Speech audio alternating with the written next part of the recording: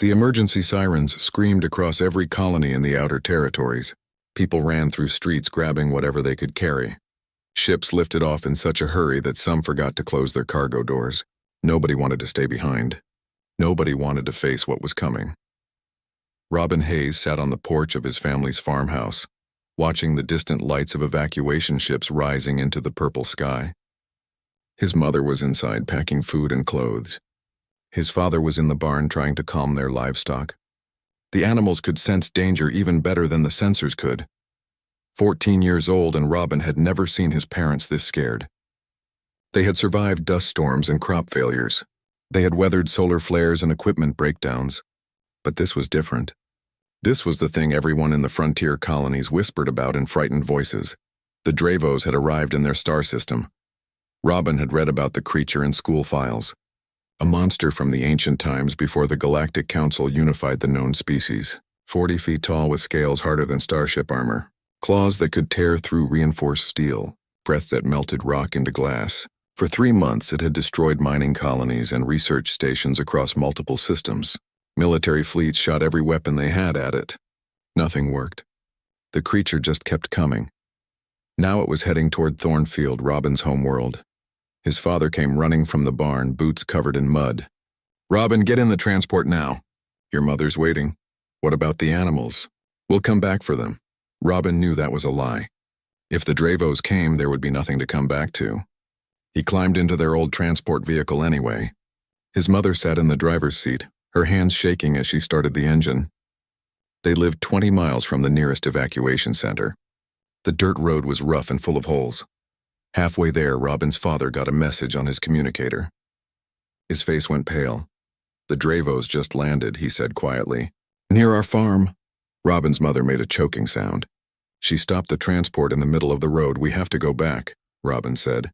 "Are you insane?" His father snapped. "That thing will kill us all. We left the animals. We left everything. Things can be replaced, son." But Robin was already opening the door. He jumped out before his parents could stop him. His father shouted his name. His mother started crying. Robin just ran. He ran back down that dirt road as fast as his legs could move. Behind him, he heard the transport turning around, his parents coming after him. He reached the farm 15 minutes later. His lungs burned. Sweat poured down his face. What he saw made him stop breathing. The barn was smashed flat. Pieces of it lay scattered across the fields like broken toys. The northern fence had been ripped apart. Several of their largest trees were knocked over, roots pointing at the sky. And standing in the middle of all that destruction was the creature itself. The Davos was even bigger than the pictures showed. Its scales caught the sunlight and glowed like blue and violet gems. Each scale was the size of Robin's chest. Its head alone was as large as their entire transport vehicle. 4 legs thick as tree trunks held up a body that seemed to stretch forever. Wings lay folded against its back, each wing big enough to cover their whole farmhouse. But what struck Robin most were its eyes. They glowed red like burning coals, and they were looking right at him. The creature's mouth opened. Rows of teeth longer than Robin's arm reflected the afternoon light. A sound came from deep in its throat, lower than thunder, felt more than heard. The ground vibrated under Robin's feet. He should have run. Every survival instinct screamed at him to turn around and sprint for his life. But something made him stay frozen in place.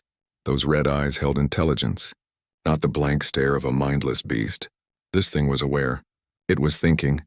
Military ships appeared in the sky above, small attack craft that looked like insects compared to the Davos. They circled but did not fire. Robin understood why. He was too close.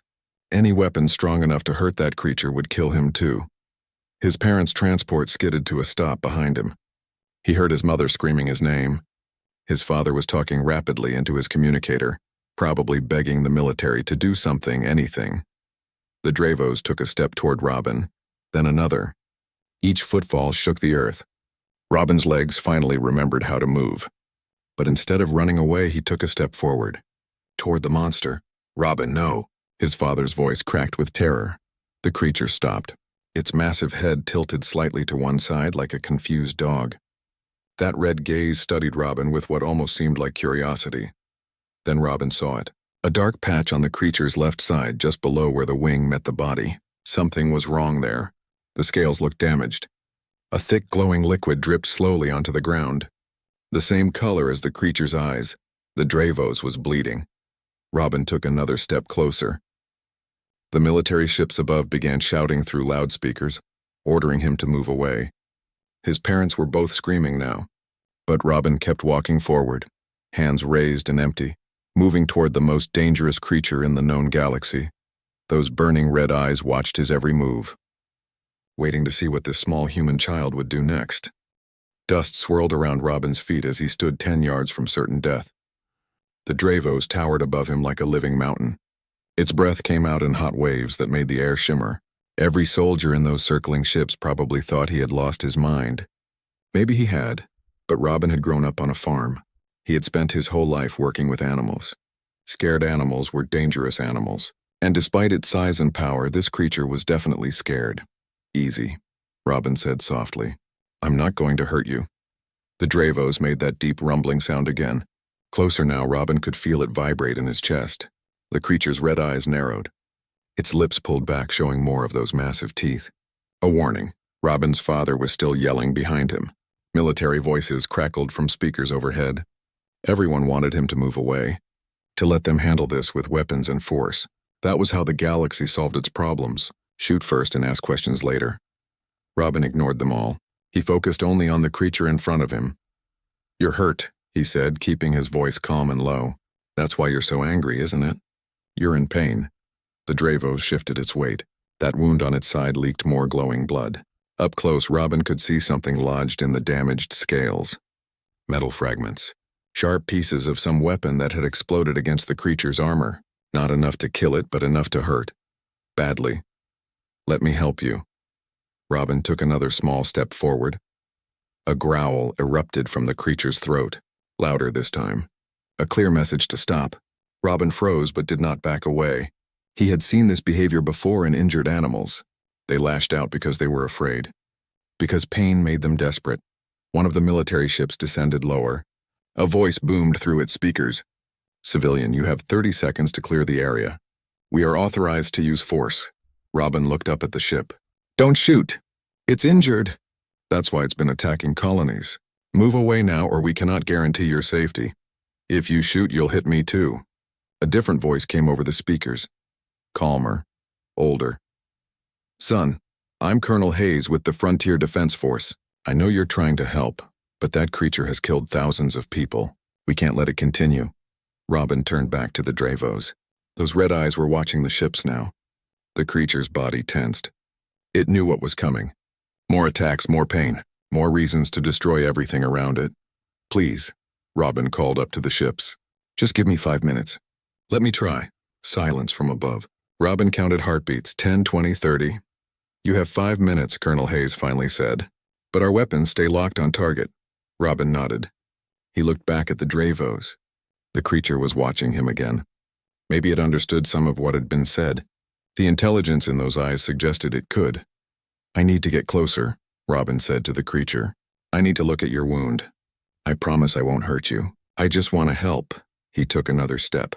The Davos growled but did not move. Another step. The growl got louder. Robin was close enough now to touch the creature if he reached out.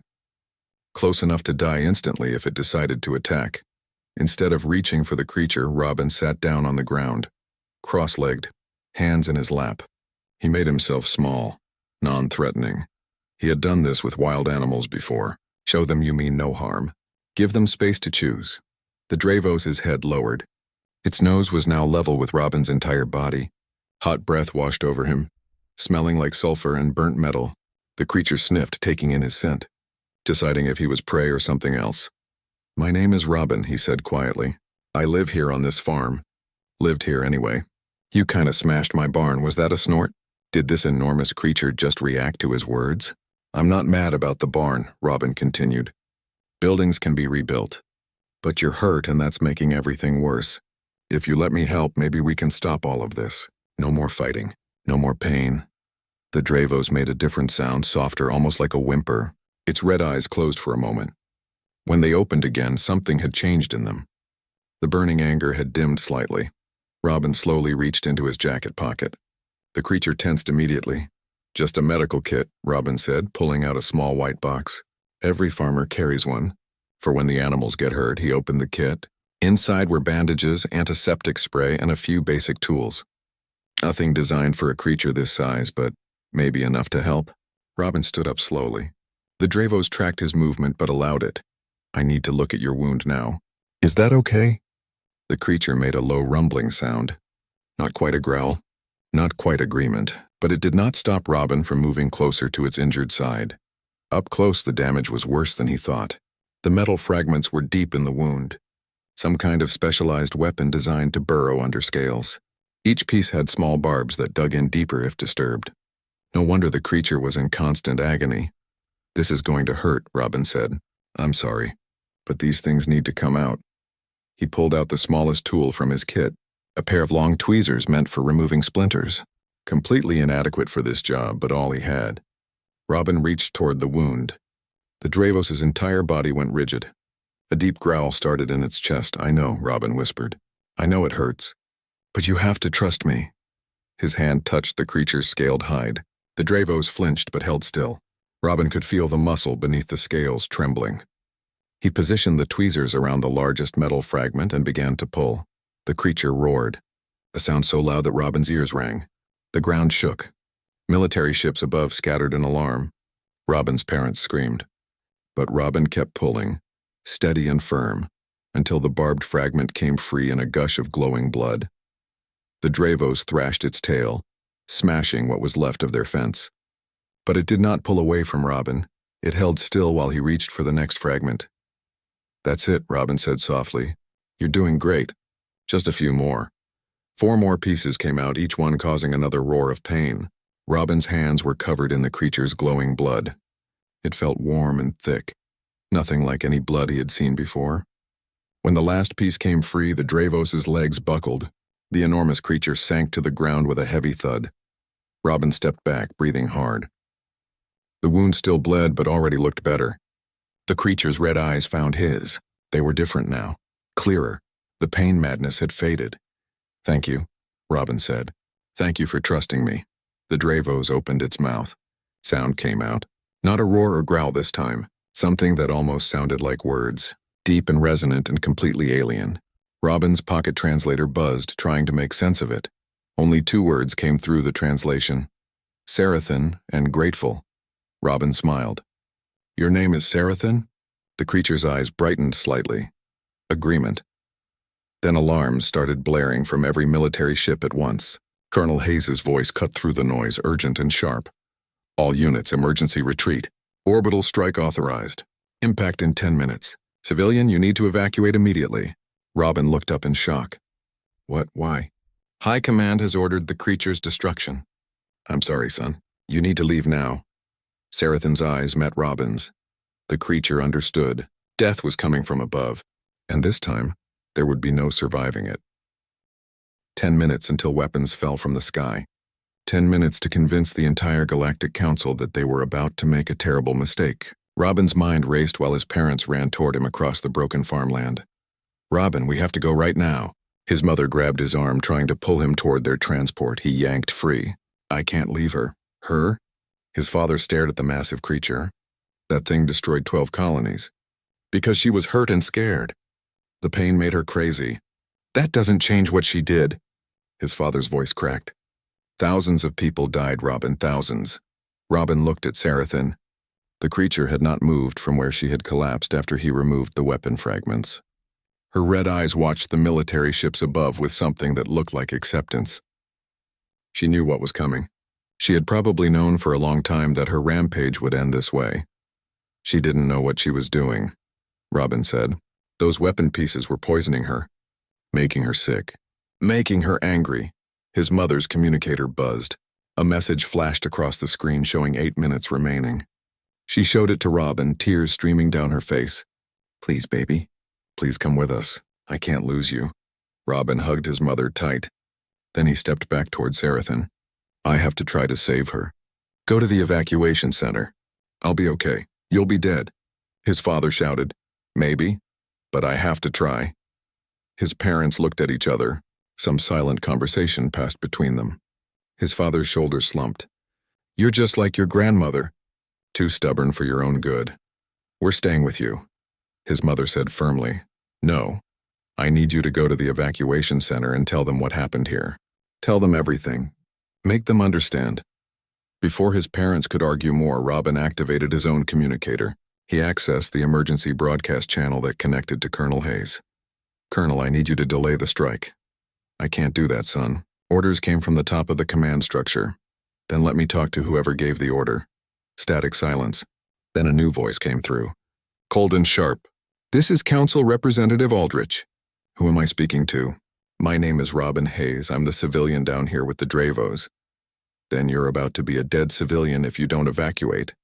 That creature is too dangerous to live. She's not dangerous anymore. I removed the weapon fragments that were hurting her. She's calm now. It destroyed 12 colonies, child. Killed over 8,000 people. It cannot be allowed to survive.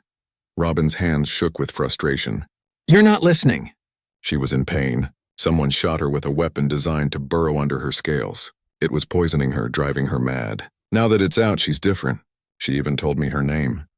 It spoke to you? Aldrich's voice held disbelief. Yes. Her name is Sarathan. She's intelligent. She understands what's happening. Impossible. The Davos species went extinct centuries ago. That creature is the last confirmed survivor. We know nothing about their intelligence level or communication capabilities. Then don't you want to learn? Robin pressed. Don't you want to understand before you just kill her? Another pause. Robin checked the time. 6 minutes left. The damage has been done, Aldrich finally said. Even if the creature is intelligent, even if it was acting out of pain, it's still responsible for massive loss of life. Justice demands consequences. Justice? Or revenge? Watch your tone, child. Robin looked at Sarathan. The creature's eyes were closed now. She looked almost peaceful despite everything. An idea formed in Robin's mind. A crazy, desperate idea based on something he had read once in his xenobiology class. Representative Aldrich, do you know what a bonding ritual is? What does that have to do with anything? I read about it in school. Ancient Davos culture had bonding rituals with other species. A way to create trust and connection. If I can perform that ritual with Sarathan, it would prove she's not just a mindless monster. Those are myths, Aldrich said dismissively. Old stories with no scientific basis. Then what do you have to lose by letting me try? If it doesn't work, your weapons are still coming. But if it does work, you'll have proof that Sarathan can be trusted. 4 minutes remaining, Colonel Hayes' voice cut in. Whatever you're going to do, you need to do it fast. Robin closed the communication channel. He turned to Sarathan and placed his hand on her scaled face. She opened her eyes, those red orbs focusing on him. I need your help, Robin said. There's a ritual, a bonding ritual between Davos and other species. Do you know it? Sarathan made a sound. Robin's translator worked on it, struggling with the ancient language. Finally, words appeared on the small screen. Bond of Guardian. Last resort. Dangerous for small one. More dangerous than orbital weapons. A rumbling that might have been laughter. Fair point. How do we do it? Sarathan's eyes studied him carefully. Then she began to make a series of sounds.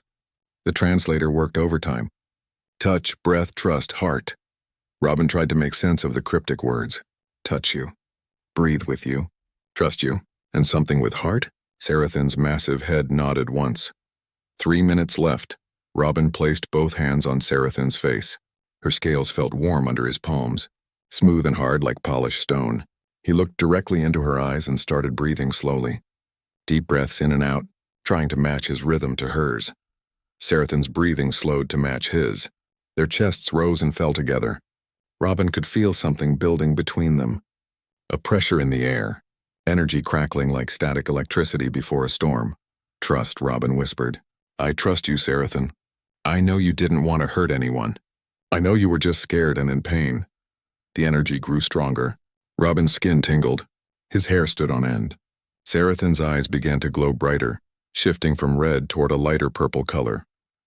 2 minutes left. Heart. The translator spoke Sarathan's voice. Show heart. Final step, Robin tried to understand. Show heart? What did that mean? Some physical gesture? Some declaration? Then it hit him. His grandmother used to say the same thing.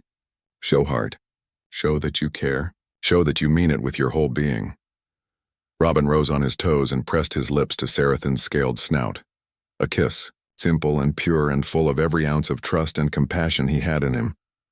Light exploded outward from where his lips touched her scales, brilliant white light that washed across the broken farmland. It rushed over his parents, over the circling military ships, spreading in a wave that could probably be seen from orbit. Robin felt Sarathan in his mind. Not thoughts exactly, but emotions. Her pain, her loneliness, her fear of being the last of her kind, her regret for all the destruction she had caused, and underneath it all a desperate hope that maybe, just maybe, there was a chance for something different. The light faded. Robin opened his eyes. Sarathan's eyes were no longer red. They glowed a soft violet color. Her aggressive spikes had retracted. Her entire posture had softened. She looked different. She felt different. Bond complete, Sarathan's voice came through the translator clearly now. You are Guardian. I am bonded. We are joined. 1 minute left. Robin grabbed his communicator. Colonel Hayes. Representative Aldrich. Did you see that? Aldrich's voice came through, shock evident. What in the galaxy was that light? The bonding ritual, it worked. Sarathan is bonded to me now. She's not dangerous anymore. Our sensors picked up massive energy readings, Colonel Hayes said. Whatever just happened, it changed the creature's biological signature completely. Then stop the strike, Robin shouted. 30 seconds, please, Robin begged. She's different now. I can feel it. We're connected. If you kill her, you'll be murdering an intelligent being who only acted out of pain. 20 seconds. Representative Aldrich. Colonel Hayes' voice was urgent. I need authorization to abort right now. 10 seconds. Abort the strike, Aldrich finally said. Abort it now. Strike aborted, Colonel Hayes confirmed. Weapons standing down. Robin collapsed to his knees, shaking with relief. His parents ran to him, both of them crying. Sarathan lowered her head and made a sound that rumbled with contentment.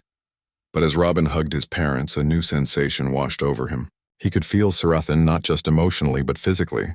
Her heartbeat, her breath, the flow of energy through her massive body. And he knew. Somehow he just knew that they were linked now, truly linked. For better or worse, his life and Sarathan's were bound together. The question was, what came next? Medical scanners hummed around Robin while doctors from 6 different species examined him. The Galactic Council had transported him and Sarathan to a research station orbiting Thornfield. 3 days had passed since the bonding ritual. 3 days of tests and questions and more tests. Robin sat on an examination table in a sterile white room. Through a massive observation window, he could see Sarathan in an adjacent chamber. The room had been designed for massive cargo ships, barely large enough to hold her. She lay curled with her tail wrapped around her body, eyes closed but not sleeping. Robin knew she was awake. He could feel her awareness through their bond. A doctor with blue skin and 4 arms studied a display screen. Remarkable. Your neural patterns are synchronized. Your heartbeats match rhythm within 0.03 seconds. Even your brainwaves are beginning to mirror each other. Is that bad? Robin asked. Bad? No, impossible? That was my assumption until 3 days ago. The doctor made some notes. The bond appears to be both biological and energetic. Your life forces are intertwined at a cellular level. Robin's mother sat in a chair near the door, her face creased with worry. His father stood beside her, one hand on her shoulder. They had refused to leave his side since the incident. Representative Aldrich entered the room, his gray suit perfectly pressed despite the late hour. 2 armed guards followed him. Robin tensed. He had learned that Aldrich was pushing for Sarathan to be imprisoned, possibly killed despite the bonding. We have the full medical reports, Aldrich announced. He did not look happy. The bond is real and appears to be permanent. Separating you from the creature would likely kill you both. Her name is Sarathan, Robin said firmly. Aldrich ignored him. The council has debated for 3 days about what to do with this situation. You're both a security risk and a diplomatic nightmare. She hasn't threatened anyone since the bonding, Robin pointed out. That we know of. But the creature Sarathan has killed thousands. There are families demanding justice, entire species calling for execution. Robin's father stepped forward. You can't execute my son. No one wants that, Aldrich said coldly. But we also cannot allow a dangerous creature to roam free simply because a child decided to befriend it. Then what's your solution? Robin's mother asked, her voice shaking. Aldrich pulled up a holographic display. The Council has reached a compromise. Robin and Sarathan will be allowed to live on the condition that they prove their value to galactic society. Prove our value? How? By working for the Council, taking on missions that require unique capabilities. If you succeed, you earn your freedom.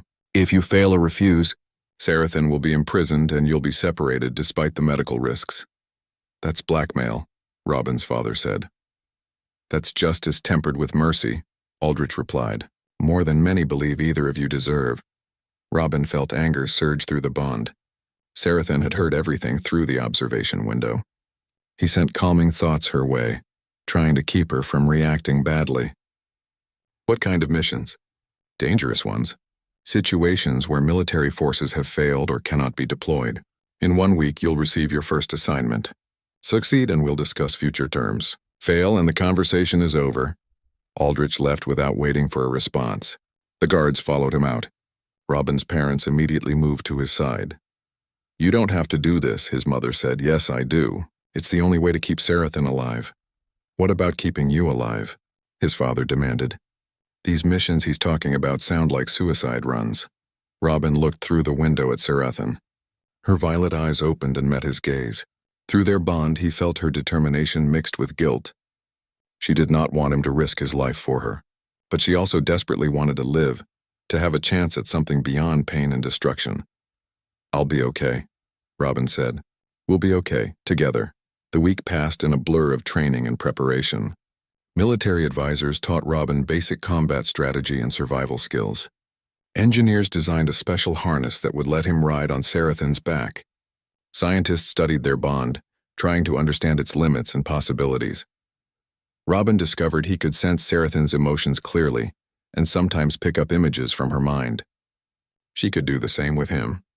They began to communicate without words, just feelings and impressions flowing through their connection. Sarathan also began teaching him her language properly. The ancient Davos tongue was complex, full of rumbling sounds humans were not designed to make. But Robin learned to understand it, even if he could not speak it perfectly. On the 7th day, Colonel Hayes arrived at the research station. He found Robin and Sarathan in the training bay, practicing coordinated movements. Robin sat in the new harness on Sarathan's back while she flew in careful circles around the massive space. You two are looking good together, Hayes called out. Sarathan landed smoothly. Robin climbed down from the harness and approached the colonel. Is it time for our mission? Hayes nodded grimly. Pirate fleet has taken over a refugee convoy in the Janos system. 3 ships full of families fleeing a planetary disaster. The pirates are demanding ransom, threatening to space the refugees if they don't receive payment within 24 hours. Why can't military forces handle it? The convoy is in neutral territory. If we send warships, it'll start a diplomatic incident with the Janos Trade Alliance.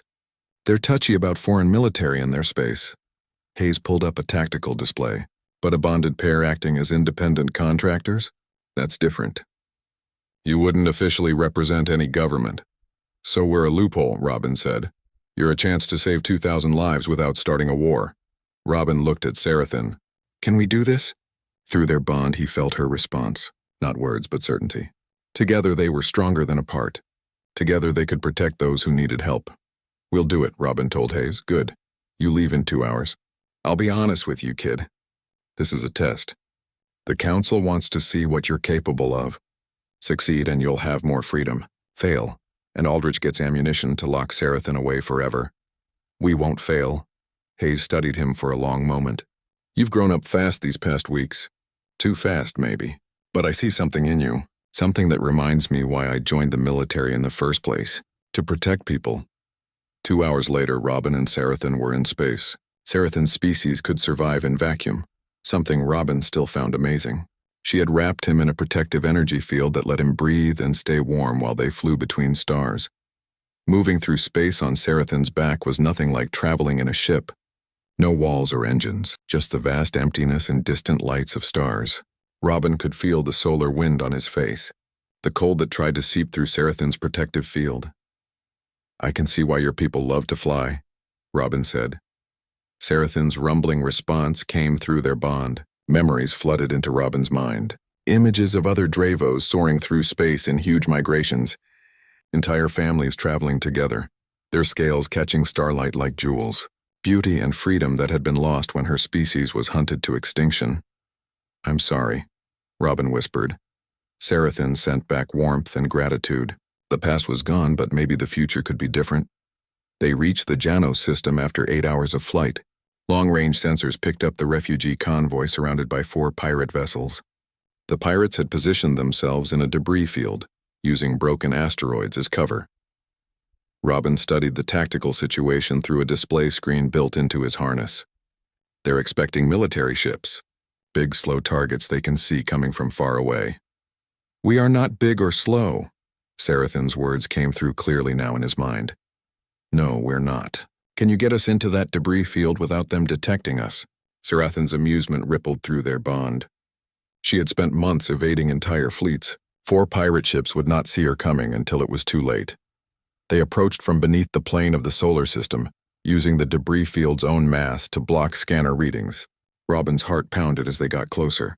This was real combat, real danger. People would die if they failed. "Remember," Robin said quietly, "we disable their ships, but we don't kill anyone unless we have to. These are pirates, but they're still people." Sarathan's agreement came with a touch of doubt. She had been a weapon of destruction for so long. Being a protector was new and strange. But she would try. For Robin, for herself, for the chance to be something more than a monster. They entered the debris field undetected. The pirate ships floated ahead, weapons aimed at the refugee convoy. Through an open communication channel, Robin could hear the pirates making their demands, threatening to execute refugees one by one until they received payment. Robin felt Sarathan tense beneath him. He felt her desire to strike, to protect the innocent people trapped in those refugee ships. He sent calming thoughts through their bond. "Wait for my signal," he said. "We do this smart." They circled through the debris, getting into position. Robin analyzed the pirate ships, looking for weaknesses. There. All 4 ships had their main engines exposed, positioned away from the refugee convoy. "Can you hit their engines without destroying the ships completely?" Sarathan's confidence flowed through their bond. She could hit targets much smaller than ship engines. "Then let's go." Sarathan burst from the debris field at incredible speed. The pirates had no time to react. She released a concentrated blast of energy that struck the first ship's engine, disabling it without causing an explosion. The second ship tried to turn its weapons toward them, but Sarathan was already past, her tail whipping around to smash their engine housing. The third and fourth ships opened fire, but their weapons moved too slowly. Sarathan danced between the blasts like she was playing. Within 90 seconds, all 4 pirate ships were crippled, their engines dead, their weapons offline. Robin opened a communication channel to the refugee convoy. "This is Robin Hayes and Sarathan. The pirates are disabled. You're safe now." Cheers erupted over the channel, people crying with relief, families hugging each other. 2,000 lives saved. But as Sarathan circled back to ensure the pirates stayed disabled, Robin felt something unexpected through their bond. Not triumph or satisfaction, but a sense of purpose, of rightness. They had protected people. They had made a difference. Maybe Representative Aldrich had intended this as a test or a punishment, but instead he had given them something precious. A mission, a reason to exist beyond just survival. Robin smiled and patted Sarathan's scaled neck. "I think we just found our calling." Success brought unexpected consequences. News of the refugee rescue spread across the galaxy faster than light-speed communication. Within days, Robin and Sarathan became symbols. Some called them heroes. Others called them dangerous examples of misguided mercy. The debate raged while they returned to the research station orbiting Thornfield. Representative Aldrich met them in the landing bay, his expression unreadable. Behind him stood a dozen council members from various species. Robin climbed down from Sarathan's back, tired from the journey but energized by their victory. "You succeeded," Aldrich said flatly, "against expectations." "You sound disappointed," Robin replied. "I'm realistic. One success does not erase past destruction, but the Council has agreed to continue your probationary period. There will be more missions." "Good, we're ready." Aldrich pulled up a holographic star map. "I wish this next situation was as straightforward as disabled pirates. We've received reports of attacks on Outer Rim colonies, 6 settlements destroyed in the past month." Robin's stomach tightened. "Destroyed how?" "The damage patterns match Davos attacks. Exactly match them. Robin felt shock ripple through his bond with Sarathan. Her confusion mirrored his own. That's impossible. Sarathan has been with me the entire time. You've had her under constant surveillance. We know, Aldrich said. Which means either the reports are false or there's another Davos out there. Sarathan made a low rumbling sound. Through their bond, Robin felt her certainty and her pain. She says she's the last. Her entire species was hunted to extinction. She would know if others survived.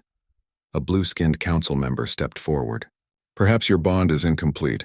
Perhaps she's lying to protect others of her kind. Heat rushed through the bond, Sarathan's anger at being called a liar. Robin placed a calming hand on her scaled leg. She's not lying. I would know. Then explain the attacks, Aldrich demanded. I can't. Not until we investigate them ourselves. Aldrich studied Robin carefully. That's exactly what I was hoping you'd say. You and Sarathan will travel to the affected regions. Discover what's really happening. If there is another Davos, you may be the only ones who can reason with it.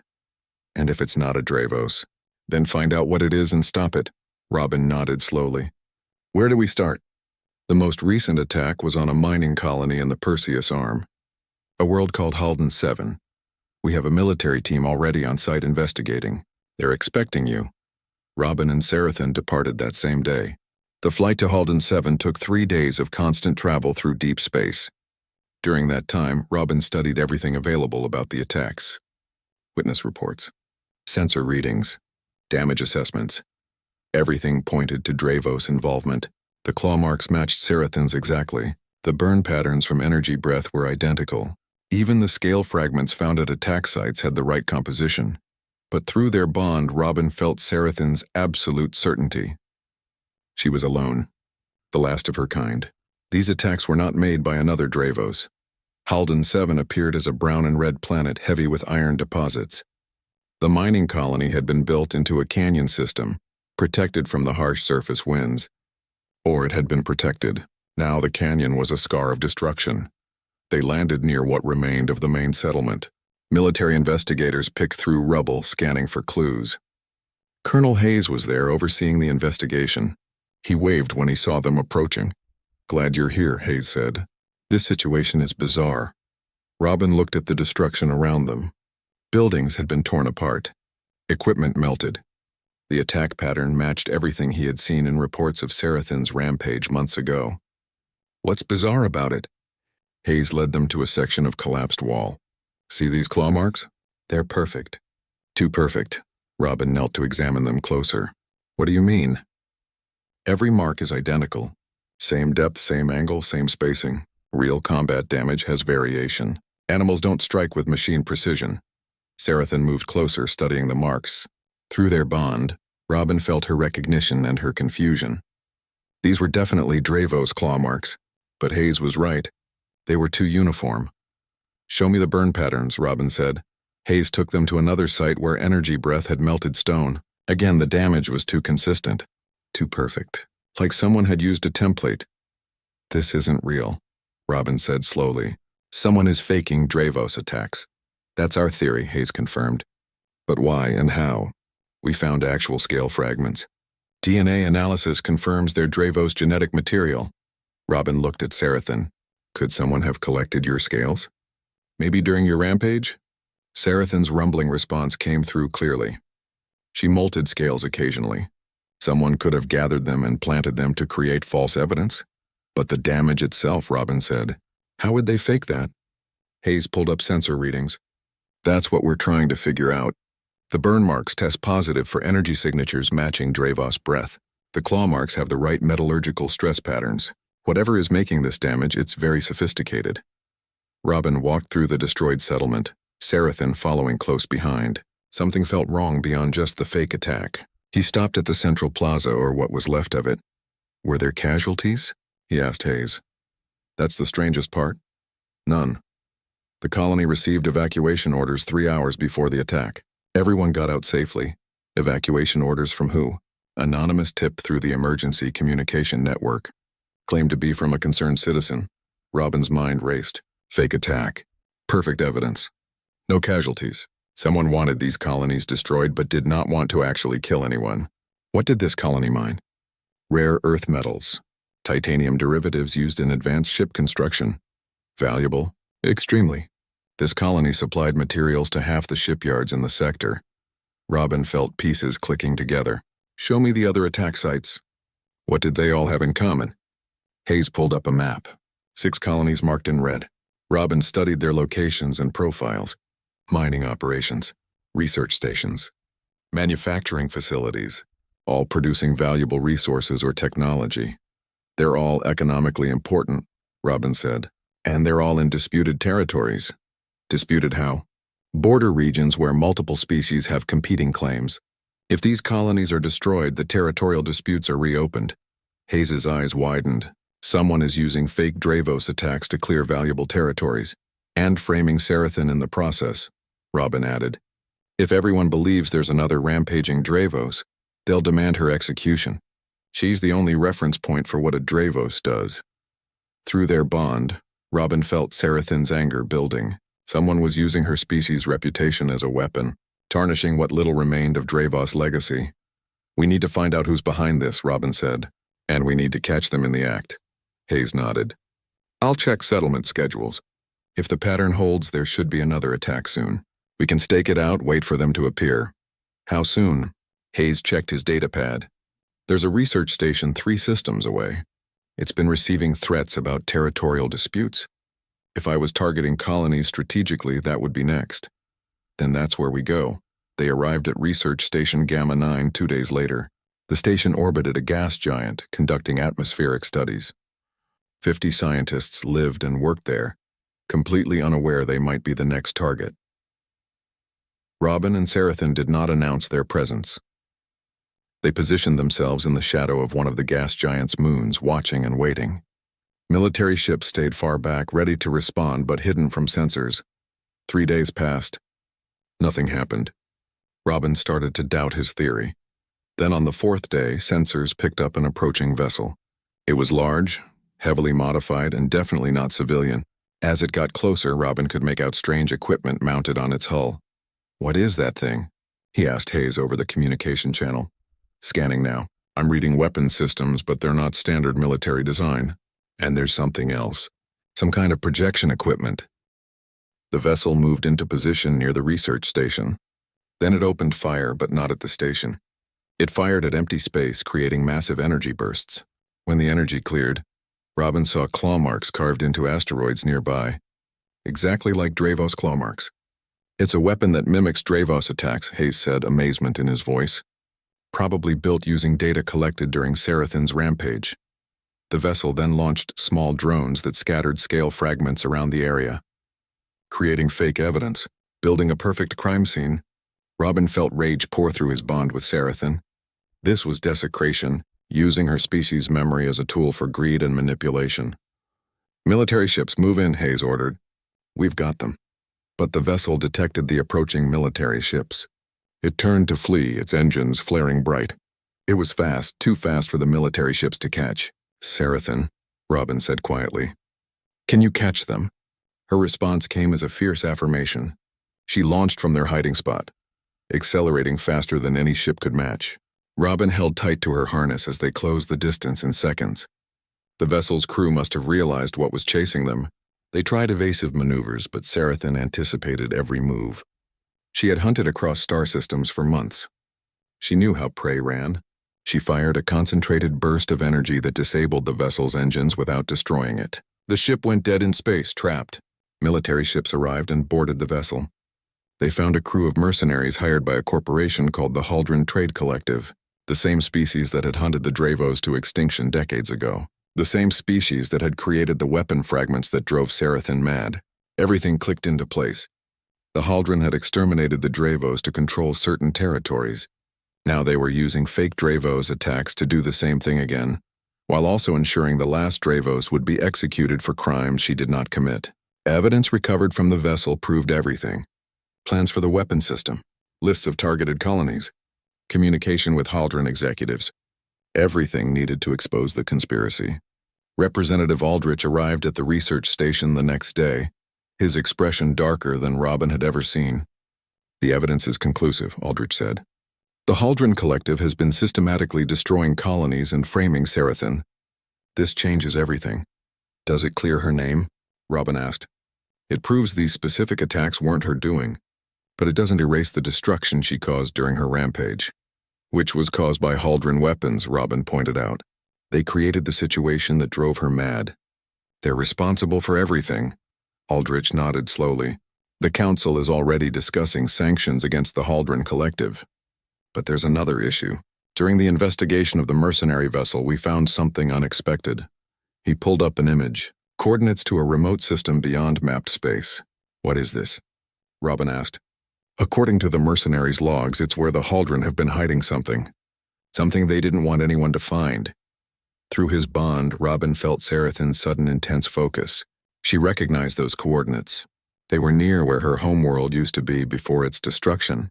We need to go there, Robin said. The Council agrees. Whatever the Hauldron are hiding, it's connected to all of this. You and Sarathin are authorized to investigate.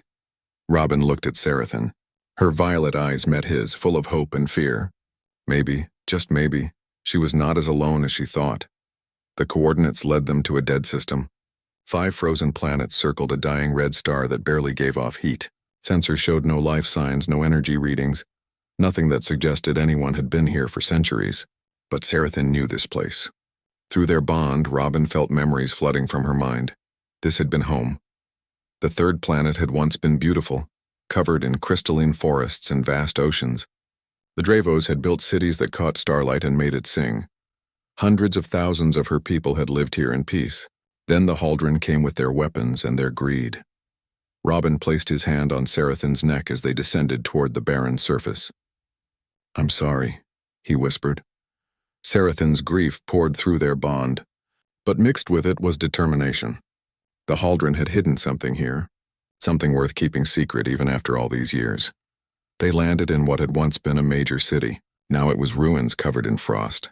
Buildings had collapsed into twisted metal and broken crystal. The cold was absolute, far below anything humans could survive without protection. Robin stayed within Sarathin's energy field as they explored. There, Robin pointed. That structure is different. One building stood intact while everything around it had crumbled. It was made of dark metal that did not match Davos architecture. Hauldron design, new construction on an old grave. Sarathin approached cautiously. Her claws scraped against ice as she circled the building. Robin scanned it with the equipment he carried. Energy readings came back positive. Something inside was still active. Can you open it? Robin asked. Sarathin studied the entrance. It had a security system designed to recognize Hauldron biological signatures. She could tear through the door, but that might destroy whatever was inside. Robin climbed down from her back and approached the security panel. Let me try something. He pulled out a small device, one of the pieces of tech military engineers had given him. It could sometimes bypass alien security systems. 10 minutes of careful work and the door clicked open. Cold air rushed out, even colder than the outside temperature. Emergency lights flickered on inside, revealing a long corridor leading down into the planet's crust. Robin and Sarathin entered together. The corridor was large enough for her to walk comfortably, which seemed strange for a Hauldron facility. They descended for what felt like miles, going deeper into the frozen planet. The corridor opened into a massive chamber. Robin's breath caught in his throat. Preservation pods, hundreds of them, maybe thousands, each one containing a Davos in suspended animation. Eggs lined another wall, protected in special incubators. The entire chamber was a genetic bank, a hidden population frozen in time. Sarathin made a sound that was half roar, half sob. Her entire body shook. Through their bond, Robin felt emotion so intense he could barely stand. Joy, rage, disbelief, hope. They didn't kill everyone, Robin said quietly. They captured survivors and kept them here. But why? Robin moved to a central control station and activated it. Files opened on the display screen. Research notes. Experimental data. Plans for weaponizing Davos biology. The truth was worse than genocide. The Hauldron had not just destroyed the Davos civilization. They had captured survivors to study them, to learn how to use their abilities as weapons. The facility was a laboratory and a prison. Robin read through files, his horror growing with each entry.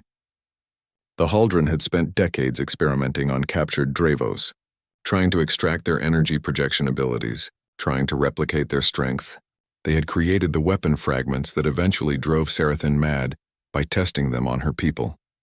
When the experiments failed to produce the results they wanted, the Hauldron had simply kept the survivors frozen, waiting, planning to resume their research when technology advanced enough. This is why they created the fake attacks, Robin realized. They were afraid someone would find this place. If Sarathan was executed for those attacks, there would be no one left to recognize what this facility really was. The Hauldron could continue their experiments in secret. Sarathan moved among the preservation pods. Her violet eyes studied each frozen face, friends, family, her entire world locked in ice. Robin joined her. We need to wake them up. Can we do that safely? He returned to the control station and studied the preservation systems. It was sophisticated technology, designed to keep occupants alive indefinitely, but there were protocols for revival, careful step-by-step processes to bring someone out of stasis without causing damage. It will take time, Robin said. Days, maybe weeks to safely revive everyone. But we can do it, Sarathan rumbled agreement. But through their bond, Robin felt her worry. Would her people even want to wake up? Would they blame her for surviving when they had not? They'll understand, Robin said. You couldn't have known they were here. You thought you were alone. He started the revival process for the first pod. It would take 12 hours before the occupant could safely wake. Robin set up camp in the chamber, using supplies from his pack. Sarathan curled around him, sharing her warmth. As they waited, Robin sent a message to Colonel Hayes and the Galactic Council. He told them everything. About the facility, the prisoners, the Hauldron experiments. He included all the evidence from the control station files. Hayes's response came 3 hours later. The Council is mobilizing. Medical teams are being dispatched to help with revival procedures. The Hauldron government is being formally charged with crimes against sapient species. This changes everything, Robin.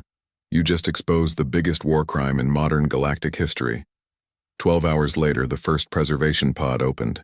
A male Davos emerged, smaller than Sarathan, but still massive. His scales were a darker blue, almost black. He looked around in confusion, then saw Sarathan. Recognition flashed in his eyes. He spoke in the ancient Davos language. Sarathan responded, her voice full of emotion. Through their bond, Robin caught bits of the conversation. The male's name was Ryvek. He had been Sarathan's student before the invasion. He was asking what year it was, how long he had been frozen. When Sarathan told him, Ryvek's legs buckled. 43 years. He had lost 43 years.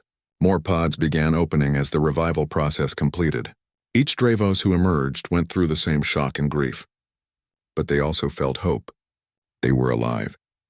Their species had survived.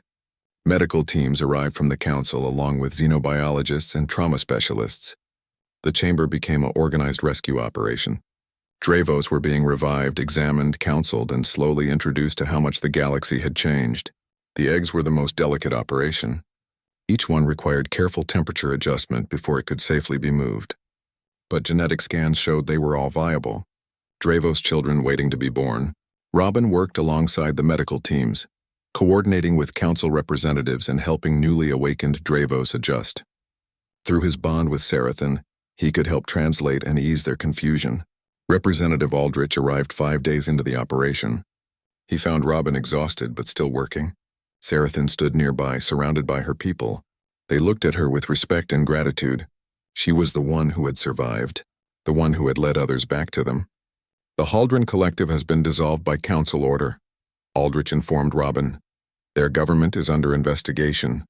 Several executives are already under arrest. Your evidence was undeniable. What about the Davos? Robin asked. What happens to them now? That's up to them. The Council has offered them refugee status and support. Several planets have volunteered to host a new Davos colony. Your homeworld of Thornfield is among them. Robin smiled at that. His parents had pushed for Thornfield to offer sanctuary. They had seen what Robin and Sarathan could accomplish together. They wanted more of that cooperation. There's another matter, Aldrich continued. Your probationary status. Given everything you've discovered and accomplished, the Council has voted to grant full pardons to both you and Sarathan. Your restrictions are lifted. Robin felt relief wash through him. Free, they were finally free. However, Aldrich added, the Council would like to make you a formal offer. An official position as liaisons between humanity and the Davos, helping both species understand and work with each other. What would that involve? Whatever you think it should. You've proven that different species can bond in ways we never imagined possible. You've shown that compassion can achieve what weapons cannot. The galaxy needs more of that. Robin looked at Sarathan. Through their bond, he felt her approval. She wanted this too. A chance to build something positive from all the pain and loss. We'll do it, Robin said. But we do it our way. No more tests or missions forced on us. We work as partners with the Council, not servants. Aldrich nodded. Agreed. You've earned that much. 3 months later, Robin stood in a valley on Thornfield. The land around him had been transformed. Davos architects had worked with human engineers to build a new settlement. Crystalline structures rose alongside traditional farmhouses. Technology blended with nature in ways that served both species. Sarathan's people had chosen to settle here. Not all of them. Some Davos had decided to explore the galaxy, to see what had changed in their absence. But the majority wanted a home, a safe place to rebuild their civilization. The eggs had hatched. Young Davos flew through the sky, their scales gleaming in the sunlight. Children learning to use their gifts under the guidance of elders. Robin watched them play, darting between clouds like enormous birds. His parents had rebuilt their farm nearby. They grew hybrid crops now, designed to feed both human and Davos populations.